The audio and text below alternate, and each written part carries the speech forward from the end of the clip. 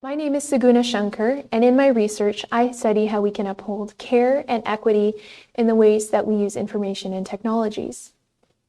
Immigration is one of the contexts in which governments around the world are making major changes in how they collect, analyze, and share data about people's mobility.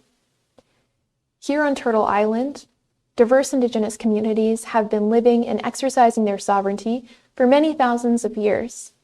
More recently, the nation-state of Canada has been home to newcomers who are settlers, like myself. Canada is inviting newcomers to settle at a rate of about 1% of the population each year. So let me take you back in time a bit to illustrate how ways of using data and digital technologies have changed. Both sides of my family have migrated between India, the UK, and Canada. This is the one photograph I have of my paternal great-grandfather back in the 1940s, for example. My family's efforts to find out more about our relatives took us to the town of Shimla in North India, where they had lived until India's independence from British colonial rule. What we found is that evidence of this part of our family's existence and their lives are fading and hard to find after a few generations. These were some of the records that we found from about 75 years ago about my maternal great-grandparents, documenting their time in Shimla. But the life cycle of this type of data is much different than that of the data that we give and receive every day through the forms we might fill out or the pictures that we take. Digital records of aspects of our experiences or behaviors and choices are often used to stand in for us in the digital systems that we interact with. Records of our identity and our mobility, for instance, are not easily contained in a document or several documents or in snapshots that we can track down and get our hands on, like I did. So while we see that the norms around using data and technologies have shifted, Canadian systems of immigration have also changed and are continuing to change. Governments, researchers, and organizations want to track the influence of immigration policies and services with data, and yet academics and activists are raising red flags about whether migrants' basic human rights are being upheld. In Canada, there have been reports of the government's plans to use artificial intelligence to inform its legal challenges to immigration and refugee claims. And this is happening while settlement databases are being linked across provinces and biometric databases are expanded. To take you back in time, once again, in our living memory, there have been too many examples of dehumanizing practices with information and technologies. Pictured here is a devastating example.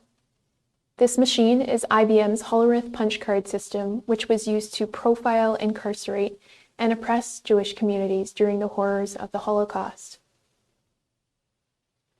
Around the same era, population data gathered as part of the US Census of 1940 led to Japanese Americans being sent to internment camps. Census officials had collaborated with the government, revealing where people of Japanese ancestry were living.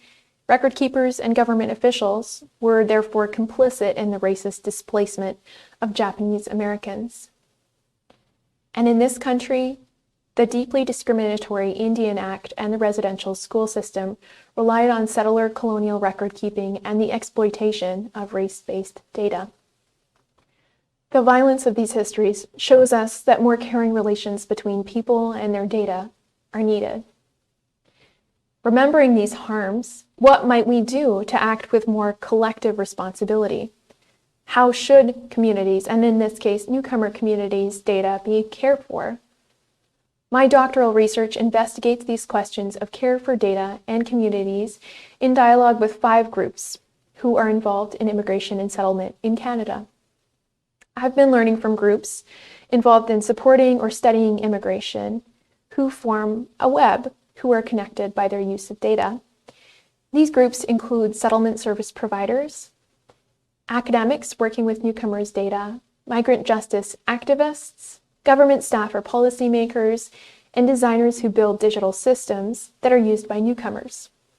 Through interviews with these groups, what we've been noticing is that immigration data is largely flowing from the local to the national level, often in a one-way channel. With limited support for infrastructure or training from the federal government, given their demands for this data. Service providers say that the labor of collecting, maintaining, and storing the data of newcomers that they serve is complicated, and yet it's required by governments or funders and under-resourced without underlying systems that they can use. And by talking with some of the groups sharing this labor, I have also learned that their expectations and their values as groups that are interconnected can be in tension.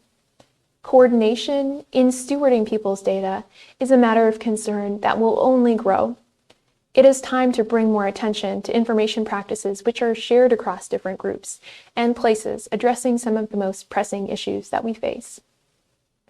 There aren't too many places where people are doing things differently with data practices. In this respect, Indigenous initiatives in British Columbia are leading the way, holding space for conversations about how First Nations data should be more equitably owned, controlled, accessed, and possessed. This is a very active area of research. In particular, I learned from the scholarship of Kimberly Lawson, who developed a theory of care for First Nations knowledge. In her work, she brings together ethical, cultural, and practical considerations when working to shift the institutional practices that have fragmented knowledge, records, and data that belongs to communities. So, can we hope for our data and for newcomer communities' data to be treated with responsibility?